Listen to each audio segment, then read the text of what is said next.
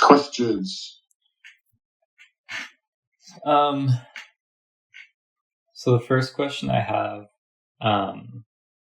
is, I've brought this up before, but it's still happening. When I meditate, I can feel a lot of tension in my body, and sometimes if I focus on a part, like today I was doing it earlier, and if I focused around my hands, there's a lot of just like energy or tension, and if I really focused on it, at some point there's like a release, and I kind of shake or grunt. That's interesting. Yeah, and it's been a while that's been the case. I also, so I notice I do it with my hands or also in my legs, and like kind of like my hips.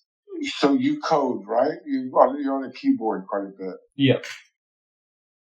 And so we can kind of understand where the tension, why it goes there.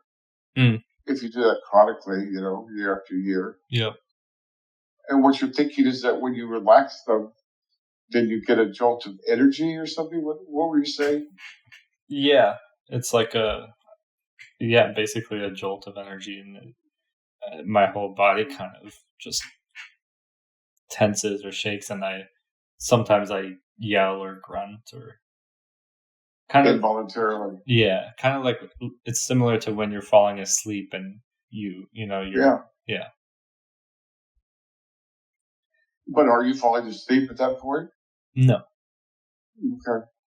It could be. It's probably some chi, or some what they call Kundalini, but not from the bottom of your spine or anything. It doesn't seem like. Mm-hmm. That's fine. Just let it be.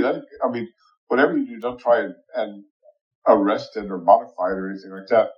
Just watch and see what happens with that energy. Does it go to your heart? Does it go to your head? Does it go to your throat? Does it go to your pelvis? So just watch and learn from it. Yeah. I have been. It seems like, when the last time, it seems to just kind of dissipate. No, it doesn't really seem to go anywhere. It just seems to, like a release. It just discharges? Yeah. Yeah. That's interesting. And then the other day I saw on Twitter, and a friend of mine has talked about this before, but there's this popular view that like your body keeps tension, like emotional tension, when you go through things. Oh yeah, it does. Of course, yes, right. It does. And then they point out, like, if you look at cats and dogs and all sorts of animals, when they experience like some stressful thing or something, afterwards they shake their whole body. Interesting. And so it's interesting that humans don't do that, but if it's related, it seems to be related. Like men sometimes do after they take a leak. Oh yeah. Have you noticed that? I don't know if I have. It's not uncommon at a urinal for men to shake briefly, not because they're shaking anything, but because they get a little shudder. Yeah, that's common too, I believe. Well, yeah, I was thinking, we were thinking of the same kind of creatures, cats, for example, and what came to my mind was a big cat. If you watch the way a big cat walks or stalks or does anything, there's no tension at all until it comes time for it to fight or to kill or whatever. And then it gets quite muscular and tense. You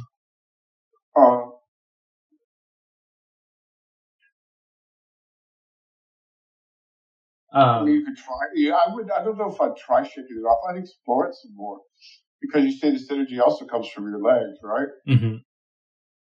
Well, that's more likely to be a Kundalini type energy. And what you could do is try about, don't let it build up. Well, instead of letting it build up, gather it and move it up to your perineum, and then up through the energy centers of the body. Have we discussed this before? Yeah, a little bit. Okay. Yeah, just see if you could bring it up to what's Tibetans called the blue channel or something like that. Mm-hmm. And in Indian traditions, I think they have maybe more than one channel. And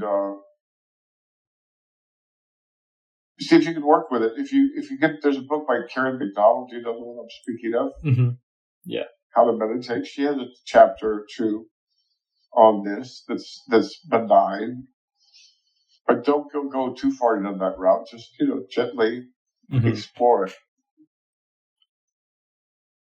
And I guess I have a question on that. Like, there's people I've seen have like exercises to help manage that too, and I'm wondering like if things like yoga is exercises or stretches. Well, I've seen yoga. I've seen one that's not yoga, but it was like they lie on the ground and like bring their knees up a little bit and then open their legs and like hold it until their legs start shaking. Have you seen that sounds a little contrived to me, but I don't know. Right. You can experiment as long as you don't go too far. What does it mean to go too far?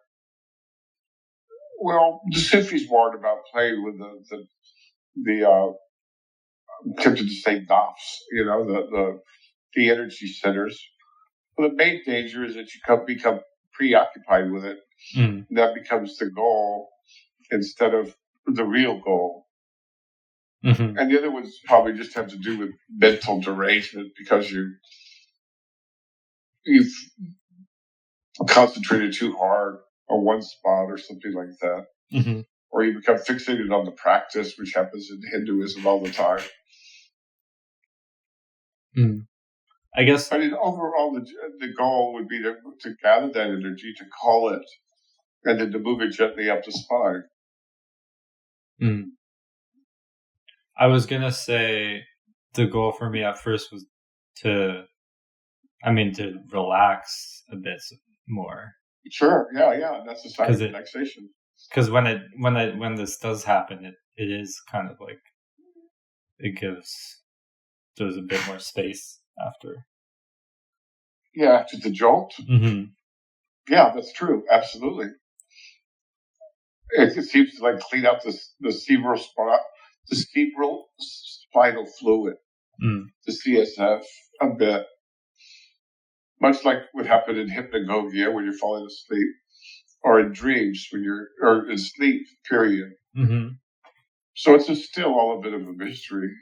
So, yeah, I mean, just as a aside, when I was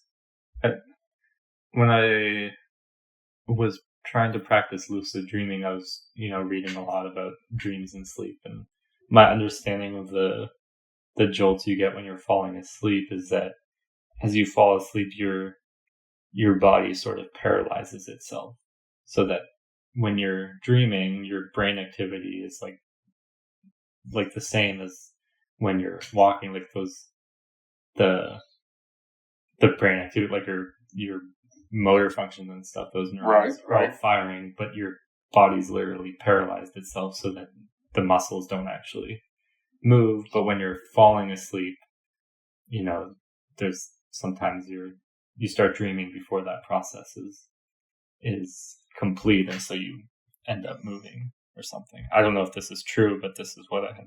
Well, it's partially true, and it explains some of the events. Mm-hmm. But I mean, it makes sense. Hypnagogia, or that twilight state, is a very, very useful one. There's nothing pathological about it. As a matter of fact, it's a great one to cultivate. Mm. And maybe you could see if anything happens during that state with the energy in your hands or anything. Mm-hmm. Just explore it. We don't have the answers. But it can be very refreshing. Mm-hmm. I mean, when you bring Kundalini all the way up through your crown and let it keep going, that can be incredibly refreshing. It's like a 2-hour nap, So we know so little about sleep. We know so little about the brain. And I'm speaking to someone who studied neurobiology since I was, 18. Mm-hmm. And I'm saying we know so little. When you say bring the energy up through the top of your head, and keep going, how far do you keep going? Well, we'll discuss that if you're able to get it up to your chest or your throat, or your the behind your eyes. There's no sense in discussing that prematurely. Okay. And also, if people are listening, it's a very attractive topic to a lot of people, apparently. And so they go off kind of half-baked. There's no reason to contribute to that. We'll deal with that later if that occurs. Okay. How's that? Okay, sounds good.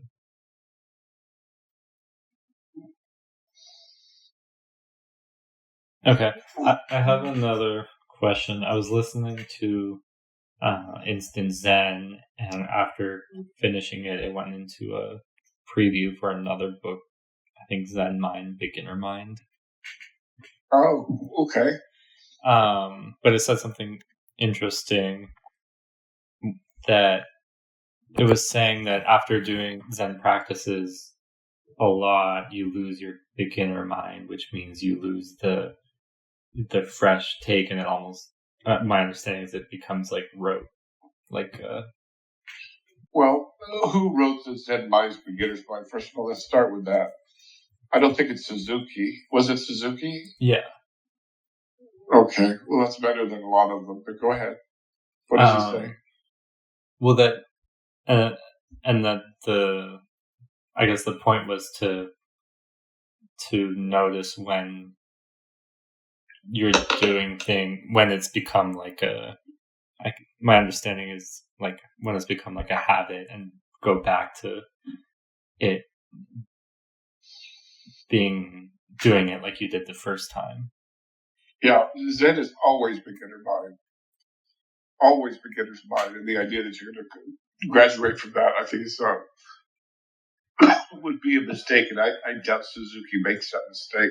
No, I don't think he's saying you graduate from that. I think you said you go back to that, but the mistake is it becoming habit and losing the beginning. Right. You become stuporous with a practice. There's a word for it. The opposite of alert. Oblivion. It's conscious. Yeah, oblivion is the word they use. Yeah, you sink into oblivion. Right. And this happens in so many zendos. In so many meditation centers. People sink into the oblivion of meditation. And or just dull thinking, and they're no longer awake, so you can't really do anything. Right. If you're not at least alert. So I noticed that happening with me sometimes. Yeah, it happens with everyone.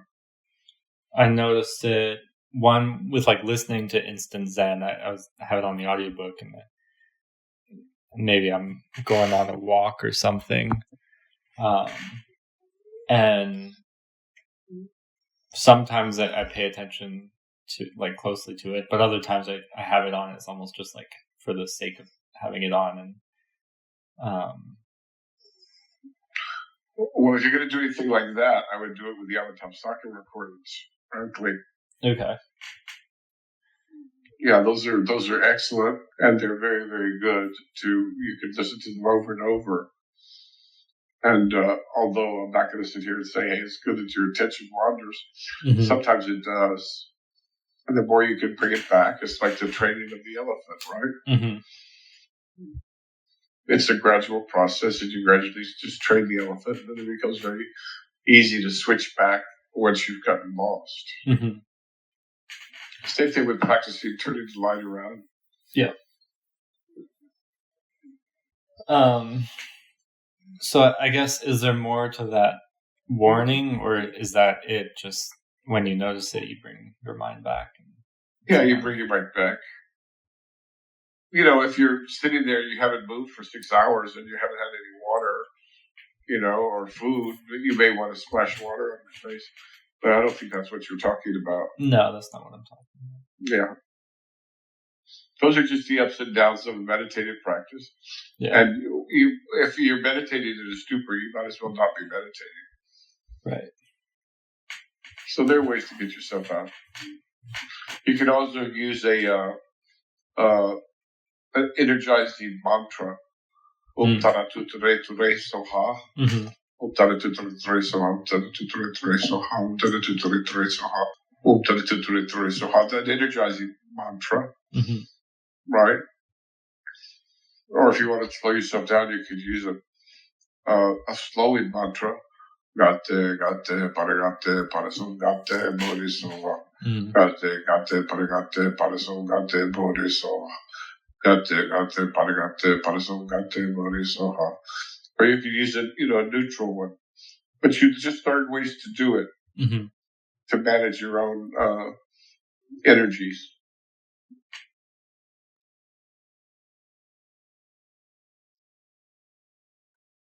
But you're saying with the Avatamsaka, even if your mind wanders, it's still better.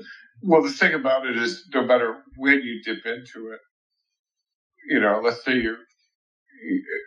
ideally you'd be focused entirely on that, frankly. Right. But let's say you're taking a walk and it's a beautiful day, and you're thinking about the bees and the birds and the trees and the clouds. That's just the reality. Well, meanwhile, while you're absorbing the nature, anytime you do turn back and say, hey, wait a minute, I'm supposed to be absorbing this sutra, you'll find that no matter where you are, it will have something very, very useful. And the reason for that is that the whole thing is constructed holographically, essentially. The small pieces contain the large, and just as the large pieces contain the small. And this is the point of the Avatamsaka that is often, that I think is grossly neglected and underutilized, which is that the sutra teaches you to expand or contract your iris, your aperture, the size of the window you're looking through, throughout the sutra, to where you begin to understand the true relativity of space and time. And this is invaluable for later when you're trying to explore the outer, universe, or the space in between universes. Not that there is such a space per se, but the place beyond time and space and thought. And so there's no better preparation that I know of to prepare your brain to be able to do these things. Okay.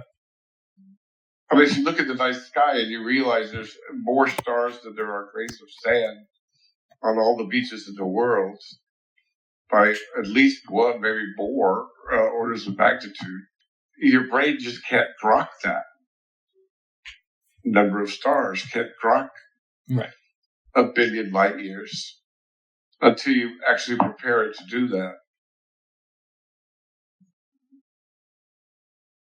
We've got to grow out of our little monkey brains and form brains that are equal to our AIs, or at least can keep up or contribute or guide or something like that. And we're never going to do that with our little parochial brains and our little, gussied up tribalisms, that we call political ideology, for example. Right. It's just monkey play. Monkeys literally form tribes and then they go after each other. Yeah. We've got to outgrow that.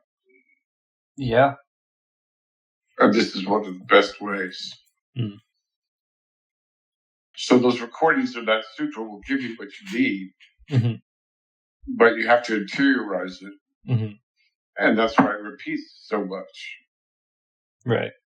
It's designed to work, not to just impress you with the number of pages or its erudition. It's a functional instrument designed to train minds, such as the minds become incredibly flexible and operable at different levels of opportunity or duress. Well, on that topic, the sutra's composed of many different books, right? Right. Or chapters. Do the not individual chapters not like have different purposes? They do, but they all feed into one another. Mm-hmm. I mean, some of the chapters are very different to the others. Right. But when I'm reading it, I read like one chapter after another, and some take a lot longer. Like some of the chapters are short, and I do in a sitting. Other ones take a long time. Right. With the audios, I just it's not a replacement for reading the sutra, mm-hmm. or reading the sutra alongside the audio. Right. Mm-hmm. It's not a replacement for that. It's just an adjunct. Okay. It's just to be exposed more to the sutra. Mm-hmm. The more you can be exposed to that sutra, the more you're going to benefit from it. Okay. It's quite remarkable and strange. We don't have anything like it that I know of. I mean, the only thing that comes to mind is the Bible. The Bible is not nearly as sophisticated as a teaching device. It doesn't hone it into, it doesn't soak your bones. You know? It's just not, it's a different kind of instrument. Now, the Sufis may have something similar when they start chanting particular scripture, but I don't think it's the same. Now, the Quran is a little bit different. So that the Quran has elements that are more similar to the Flower Ornament Sutra. How so? Well, it begins, every book of the Quran begins with, a addressing God, or, the compassionate, the merciful. Right, the repetitive. And then they repeat over and over that there's no God but Allah. Right.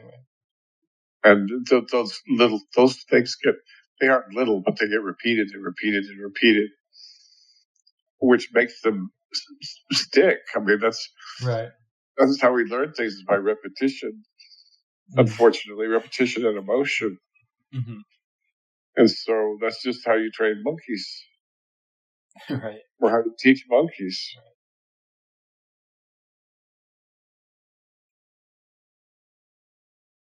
It may change with Neuralink. I don't know. How so?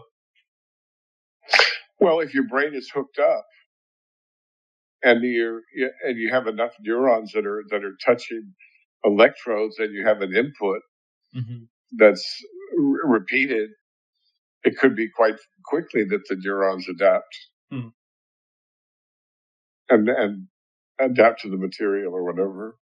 We don't know these things yet. For example, when you're giving sight to the blind, we don't know exactly how much of that early exposure is necessary for actually discerning things crisply. But we'll find out. Yeah. That's what we're doing right now. Yeah. It could be that they just take off like they're brand new. Or it could be that they're already committed to another brain function, for example. So you might have a blind person, and they've reordered their brain such that they have a lot more cortex doing something like, say, for example, music. Right. And we don't know how hard that would be to reverse, if you wanted to reverse it. Yeah. To bring it back into optics, visual optics. So these things we just don't know yet, but we'll learn quickly. We're doing the right things. Other Dharma questions? Yeah. I have a question about death. I was reading through one of the intro to Buddhism books. I was just looking through it. The Gates to Buddhist Practice. Okay, good. And there's a line where he was talking... To tell people who the author is, because that's a good introductory book for anybody. It is Chagdu Tulku. Tulku. Chagdu Tulku, who unfortunately is no longer with us. But he was a very influential teacher for me. May he rest in peace. A real mountain man. And he dissuaded me of many preconceptions I had about Buddhists. I won't detail it now, but suffice it to say, it came as a shock to me what Buddhists in real life are like. And this was a truly holy man. But go ahead. So he says, he talks about, I think he's talking about impermanence. So he's like, we value all these things that we carry around through life, but upon death, they don't last. Nothing lasts. But he insinuates that Buddhist practice lasts after death. Well, it does. I mean, what we're reading people from the 2nd century and 1st century. Well, I think what he was meaning more like the internal work, like the work of waking up, it transcends death. That's like interesting. That kind of sounds like him. Well, because that we continue to practice after death before reincarnation or something. Right, because he does talk about reincarnation. So maybe yeah, like I said, this guy's a real mountain man. Man, they believe certain things are true, and you're not going to shake it from them. So I think that what he's maybe referred to is your trip through the bardo.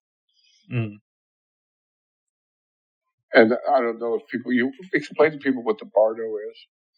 I don't know too much about it. My understanding is that it's the I guess the space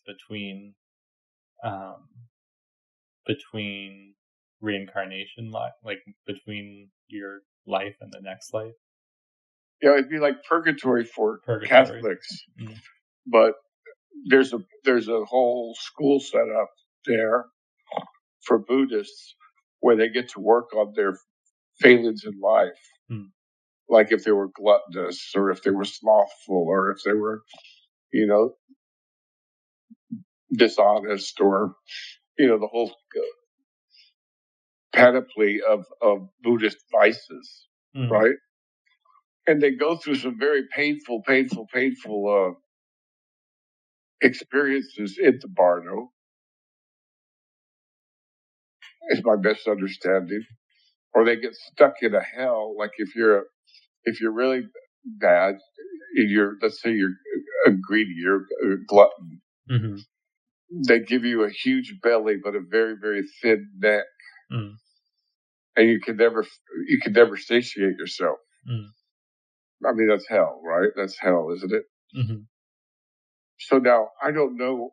I didn't talk to Chagdu. He was a very intimidating guy in many ways, although he was the sweetest guy.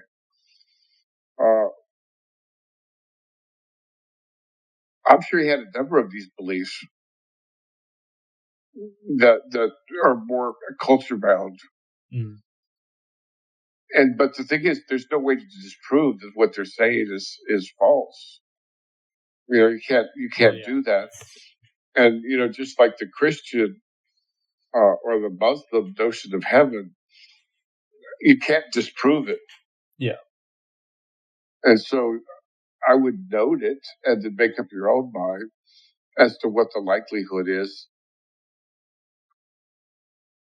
that disembodied consciousness would choose to adopt a human life form again. Or it might choose another life form. I think about crows all the time. I love those creatures. Ravens. Yeah. Well, they fly around and they see everything and they socialize and they hang out and they have mates and they have kids and they seem to have a pretty good life. Yeah. So, the point is, look, I don't know. I don't think anyone knows.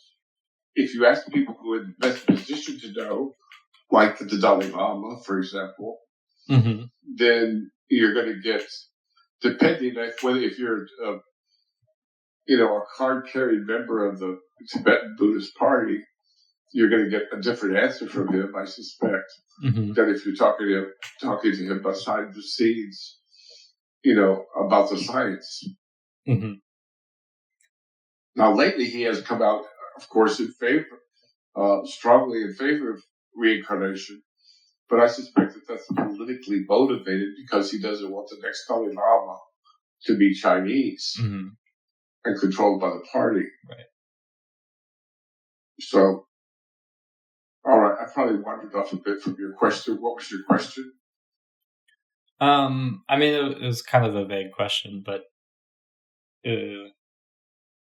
I just wondered what was the meaning of that, but it also, what comes to mind is that the linearity of time is sort of a human construct, right? And so yes, it is. Outside the experience of time is a mental construct, yeah.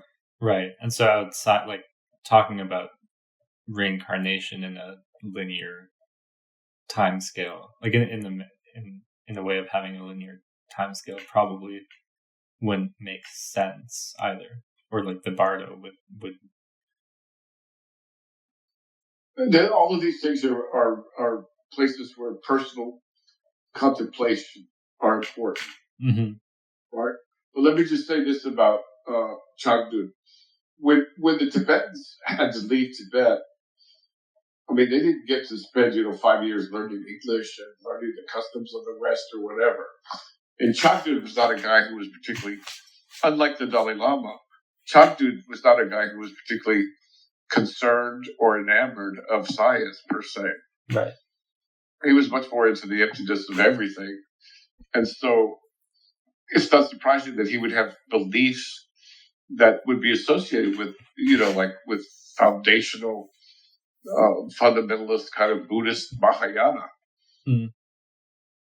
Now, if you ask many of the same questions of the Dalai Lama, you get a more circumspect answer because he does respect science. And I happen to respect science, although these days I'm having less and less reason to do so, except for engineering. But so you got to pay your money and take your chances there. Even if I knew, I wouldn't tell you. Why would I? Why not? Because it would keep you from doing the work that you need to do on your own to be able to even use that information. That makes sense.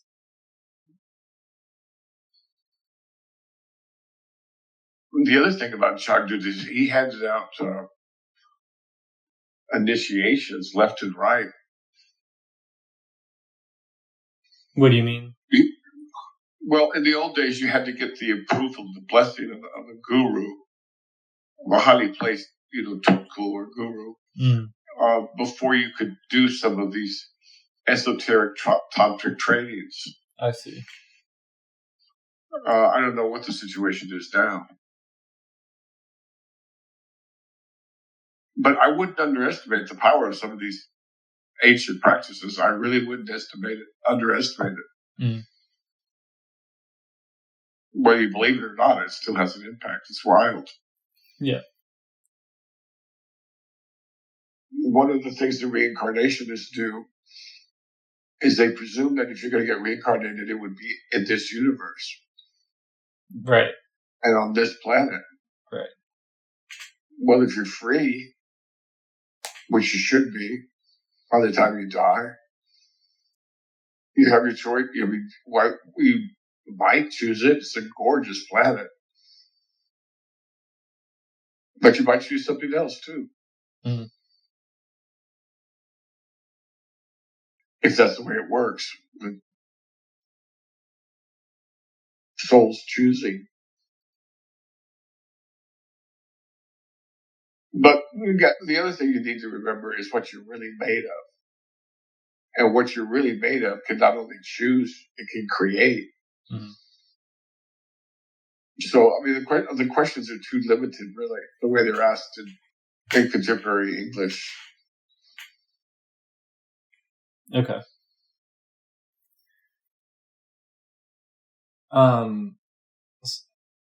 Another question. When paying attention to my thoughts throughout the day, I notice throughout the day I have a lot of thoughts of like I would say like I don't know how to say it, but like thoughts that are not beneficial to Dharma, I guess. Okay. Now, go on. And two that like come to mind are like, one, thoughts about like money and investments. All right. And two, just thoughts about like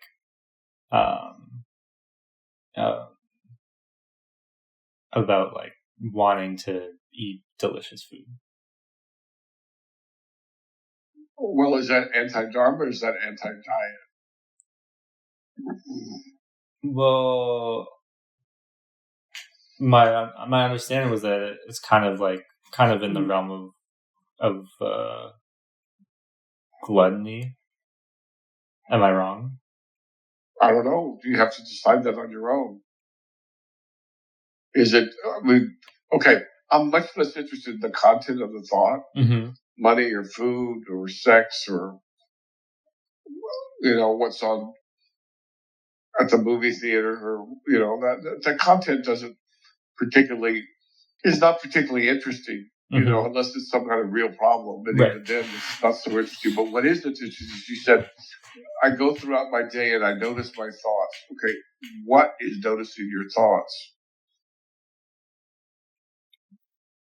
I mean, it's the process of self-reflection. Well, I'd say it's more like turning the light around. Okay, yeah. And then observe yourself from a distance if you want. Mm-hmm. And then think, well, how many other billions of people are having the same kinds of thoughts as I am right now? Mm-hmm. I need more money and I want some good food. A lot. And then ask yourself, well, are these my thoughts or is this something that was conditioned into me? Mm-hmm. And it may or may not be conditioned into you. I don't know. But the point is the content of the thoughts is kind of like the shape of a cloud that's passing by. Mm-hmm. After a while, the clouds just kind of look more or less the same. And who cares anyway? They're blocking the sun. Mm-hmm. And so I'd be much more interested in what or whom is having these thoughts, where and from whom do these thoughts come from, and what happens to these thoughts once they've been, I don't know, what would you say, used up or observed or whatever? Mm-hmm. And then how many thoughts do you have that are not observed? Mm. Where do they go? Is there some kind of recycling bin somewhere in the cosmos where all these thoughts go? Mm. But again, those are relatively trivial compared to what or whom is observing the thoughts. Mm-hmm. And then go meta to that if you need to. And then go what? Meta, M-E-T-A. Mm. Stand back even further. And watch the whole process of, here's this hairless monkey walking around, and he's having these thoughts. Mm. about food and territory or power, which is which money is, right? In part. Yeah. So just bump the question up a level, and then, if necessary, bump it up another level. What do you mean by bump it up another level? Turn the light around, and if you need to or want to, step back. Yeah. Okay. And you can keep stepping back, and this is, again, where the sutra helps. You can just keep stepping back until the planet Earth is a beautiful green, blue grain of sand, 100 light years behind you, and you're looking from there. And then it just loosens up the boundaries that we automatically place on ourselves, our souls, our awareness, our consciousness. Or you can go in another direction, which is understanding, well, wait a minute, what is the substrate of all this? What's really happening? I'm looking at the dashboard. I'm looking at the screen, and it has these things written in this particular code in English, let's say, and it's just passing by on this screen. But this can't be the reality, because this world is made up of the stuff that dreams are made of. And we can't find a there. As hard as we may look scientifically, or as obvious as that is philosophically. There's no there. It's like in a dream, you can't grab it. So then that's stepping back in another direction. But there's literally hundreds, if not thousands, of different ways you can look at the same situation, besides getting on the train of a thought process and riding the train for, until it stops, or until it switches to another train. Right. Just don't get on the train. You strap one of those, what do they call them when you, paracells or something. Strap one of those on instead of getting on the train, and watch the train and yourself from another vantage. So listen. Problems are not going to be solved at the level of the problem. You have to have another level of awareness, another level of consciousness, another level of insight before you're going to solve problems at any given level. Okay. Right? The problem is never solved at the level of the problem. Intrapsychically and usually interpersonally. I see. All right, sir. Because the problem is like a manifestation of something? Well, it's not really a problem. It's actually, from another level, it's just business as usual. It's the cards that were dealt. It's the human condition. It's the way things are, whatever. And you need to step back from that and ask yourself, well, that's interesting. Why are they set up that way? And what does the human preoccupation with its own thought have to say about our future? As we create machines that can think 1,000, 10,000 times faster and better. Yeah. And so you don't want to get stuck in that briar patch. Do you know what briar patch means? No. What the reference is to? No. Have you ever heard of the tar baby? Tar baby? Yeah. No. Well, after we hang up, you could ask the AIs about where the tar baby fits in literature. Okay. Where the tar baby and the briar patch fit into literature. Okay. All right. It's kind of cool. If you get any books, it's been kind of cool. Although I don't know if you still can. It may have gone out with Tom Sawyer and Aunt Jemima and other things like that. Okay. But Brer Rabbit is really worth knowing about. Okay. Brer Rabbit, B-R-E-R. Yeah. Brer Rabbit. Okay, sir? Yeah. Anything else before we stop? Unrelated, but I don't know if I told you, but you recommended Neuromancer a while ago. Yes. And I read that one semi-recently. Can you see how influential it must have been? Yeah, it was great. I think it's part of a series too. I went through a science fiction jack not long ago, and I read, I don't know, 20, 25 science fiction books of that caliber. Mm-hmm. And I get the authors mixed up now. Who was that? Gibson? Gibson. It is Gibson? Mm-hmm. He has a number of other books as well. Are they also good? Well, I think I read one or two. It gets to be a lot of work. Yeah. For an old man. And the yield is not as great as Neuromancer. Okay. But there's about 5 or 6 great science fiction writers that probably should be read to give us some idea of what's coming. Yeah. Why don't you give us a plug for Neuromancer, and we'll stop there.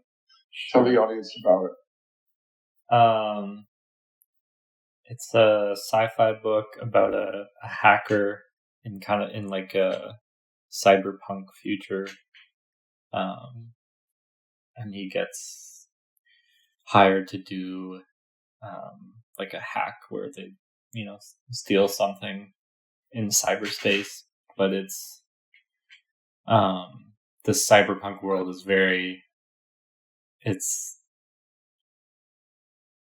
far out. Pretty gritty. You mentioned that there's like 2 corporations that run the world, right? I forget about that part. Yeah, I think there's 2 corporations and they're 2 AIs and they're battling each other. It reminds you of China and the U.S. right now. Yeah. But they're always trying to get secrets from each other and technological advances from each other. Hence the role of hackers in trying to steal IP and thereby territory in cyberspace. And most of his life is lived online as opposed to in the grimy, dirty cities where he's based. Right? The buildings are all dilapidated. I think so. Yeah, real life occurs in cyberspace. It's not an easy book, though. No, not at all. But once you get into it, it's easy. Yeah, right. You have to get into it, and then the yield is fairly high. So I don't think I'd recommend it to everybody. I'd only recommend it to people who are really interested in science fiction, and some features of the future, who also like to read, right? So some of the books I recommended for everybody. This I don't think is one. Now you saw a good movie recently. Why don't you recommend that? Because a good movie is nourishing for just about everyone. Redbeard, an old Japanese movie from the 60s. Kurosawa. Redbeard is about a young, arrogant doctor who runs into an old, chiseled doctor, let's call him.